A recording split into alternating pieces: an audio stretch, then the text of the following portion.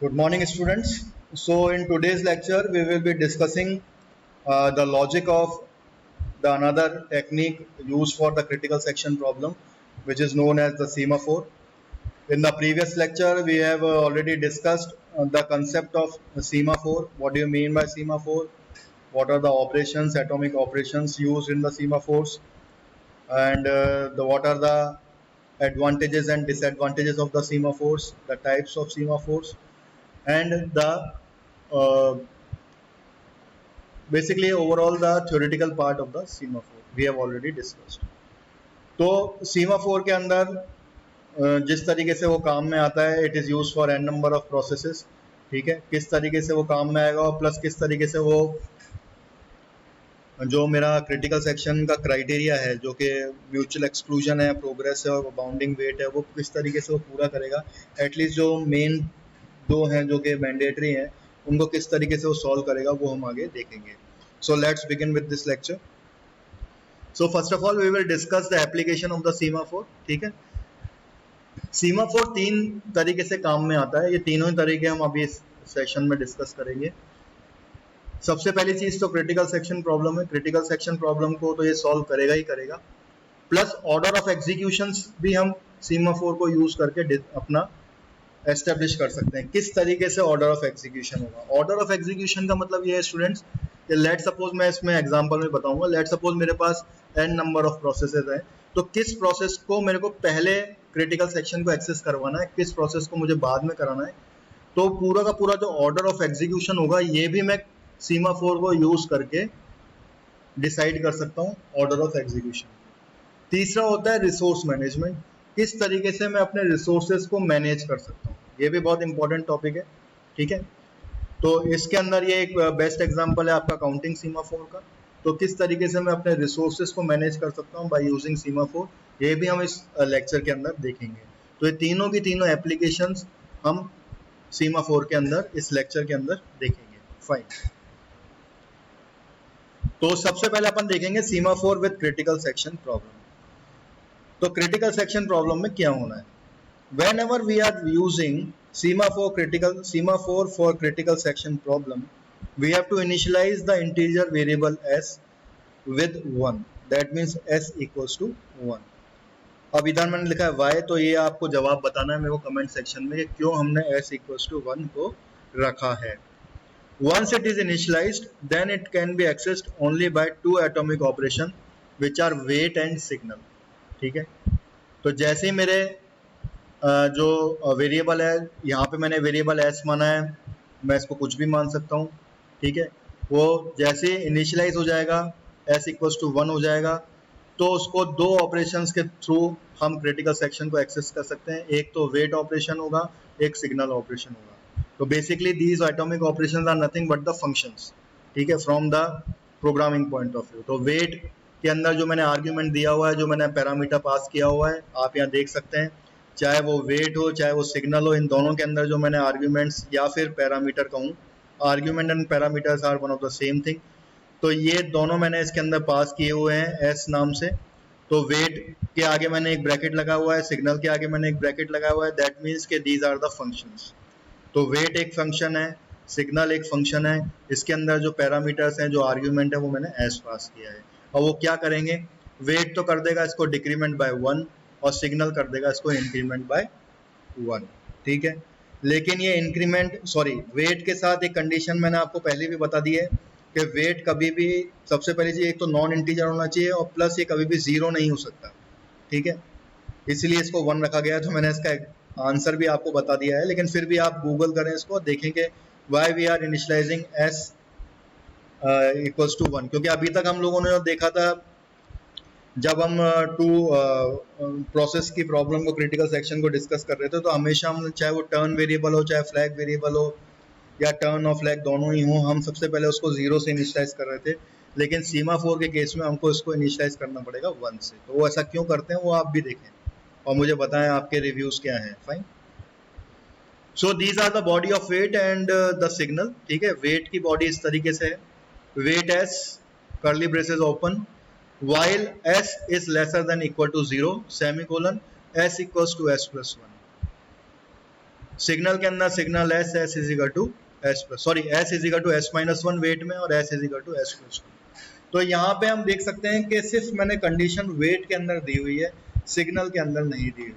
तो सबसे पहली चीज स्टूडेंट्स मेरे को ये समझना पड़ेगा कि हमने जो पहले यहाँ पे हम लोगों ने जो प्रीवियसली हम लोगों ने जो प्रोग्राम देखे थे, जो टू वेरिएबल्स वाले थे, टर्न वेरिएबल वाले थे सॉरी, या फिर फ्लैग को हमने यूज करके जो क्रिटिकल सेक्शन प्रॉब्लम किया था, तो उसके अंदर हम क्या कर रहे थे कि हम लोगों ने एक पूरा प्रोसेस का एक स्ट्रक्चर बनाया था। मतलब एंट्री सेक्शन होगा, फिर क्रिटिकल सेक्शन होगा, फिर एग्जिट सेक्शन होगा, फिर रिमाइंडर सेक्शन होगा। रिमाइंडर सेक्शन वो सेक्शन होता है जिसमें कि मैं शेयरेबल रिसोर्सेज को यूज़ नहीं करता, मैं खाली प्राइवेट रिसोर्सेज को यूज़ करता हूँ। ये रिसोर्सेज स्टूडेंट्स, रिसोर्सेज का मतलब ये नहीं है खाली हार्डवेयर ही होता है।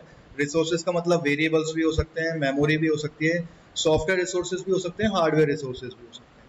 ठीक है, तो क्रिटिकल सेक्शन होती हैं वो कोड जिसको के जिन रिसोर्सेज को मैं शेयरेबल मोड में डाल रहा हूँ, और रिमाइंडर सेक्शन वो वाला होता है जो सिर्फ उस प्रोसेस का होता है।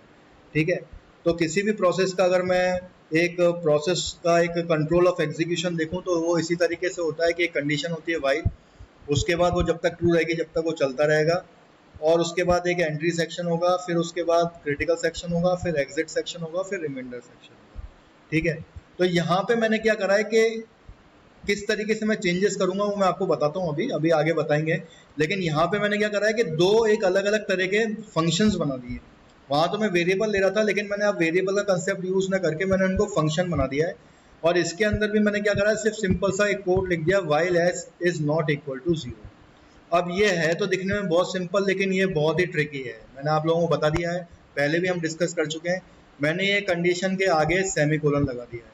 तो अगर आप लोग जानते हैं कभी भी कंडीशन के आगे, कभी भी लूप के आगे कभी भी सेमीकोलन नहीं लगता। अगर वो सेमीकोलन लग जाता है तो इस लूप का कोई मतलब नहीं रह जाता। ठीक है, इसका मतलब ये है कि जब तक ये कंडीशन ट्रू रहेगी ये बिजी वेट करता रहेगा, प्रोसेस मतलब इसी में घूमता रहेगा। ये अपने, क्योंकि इसका खुद का ब्लॉक नहीं है, इसकी खुद की कोई इसका खुद की कोई एंटिटी नहीं है, इसका लूप का कोई ब्लॉक नहीं है जिसको ये चला सके, कोई स्टेटमेंट नहीं है, इसके नीचे सिर्फ एक ही स्टेटमेंट है। फाइन, तो ये अगर ट्रू रहा तो ये हमेशा बिजी वेट करता रहेगा, और ये जब फॉल्स होगा तभी ये इस कंडीशन से बाहर आएगा, और तब ये क्या कर देगा, इसको डिक्रीमेंट कर देगा।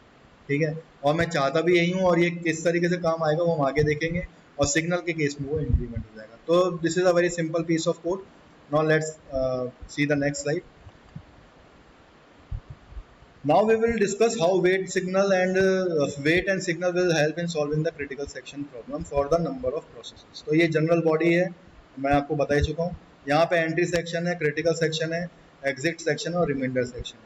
अब मुझे सिर्फ एक छोटा सा अपडेशन करना है, एक अल्टरेशन करना है कि मेरे को एंट्री सेक्शन की जगह वेट यूज़ करना है और एग्जिट सेक्शन की जगह मेरे को सिग्नल यूज़ करना है। तो अब मेरी जो बॉडी दिखेगी वो इस तरीके से दिखेगी, मतलब wait S critical section, signal S remainder section और वाइल ट्रू। ठीक है, यहाँ पे मैंने पी आई प्रोसेस ले लिया क्योंकि अब एन नंबर ऑफ प्रोसेस हो सकते हैं। तो लेट्स सी कि ये क्या म्यूचुअल एक्सक्लूजन और प्रोग्रेस को फॉलो कर रहा है कि नहीं कर रहा। तो लेट्स सी। तो सबसे पहले आपको क्या करना है कि consider the initial value of S is equal to 1। ठीक है, तो ठीक है, मैंने एस को क्या कर दिया, 1 कर दिया है, वेट कंडीशन में आ गया। अब वेट क्या बोलता है मैं आपको दिखा देता हूँ। फिर वेट बोलता है S is not equal to, not greater than equal to 0, मतलब एस जो है ग्रेटर देन इक्वल टू 0 है क्या। अगर वो है दैट मीन्स कि कंडीशन इज ट्रू, और अगर वो नहीं है तो कंडीशन फॉल्स हो जाएगी। तो क्या एस जो है मेरा ग्रेटर देन इक्वल टू 0 है, ग्रेटर देन इक्वल टू 0 है क्या। यहाँ पे मेरा एस इक्वल्स टू 1 है, तो दैट मीन्स कि वो 0 से बड़ा है। अब वो बड़ा है तो दैट मीन्स व्हाट हो जाएगा कि वो यहाँ पे बिजी वेट करता रहेगा।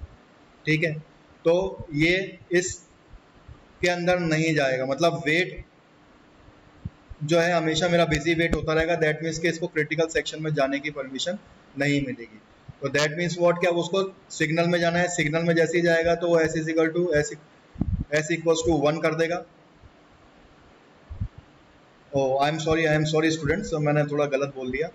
इसमें ये लिखा हुआ है S is lesser than equal to zero, S is lesser than equal to zero है, दैट मीन्स कि कंडीशन फॉल्स हो गई, कंडीशन फॉल्स हो गई, दैट मीन्स कि वो यहाँ पे जाएगा S is equal to S plus S minus one कर देगा, ठीक है।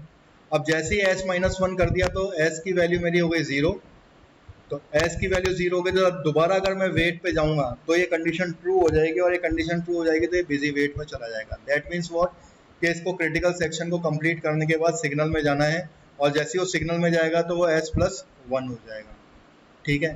तो यहाँ पे आपने देखा कि जैसे ही कोई नया प्रोसेस आएगा P1 प्रोसेस, तो P1 प्रोसेस उसको क्या करेगा, सबसे पहले मैं दोबारा से बता देता हूँ, S is equal to one, S is equal to one का मतलब ये कंडीशन मेरी हो गई फॉल्स, और ये S is equal to S minus one कर देगा, दैट मीन्स एस को कर देगा जीरो।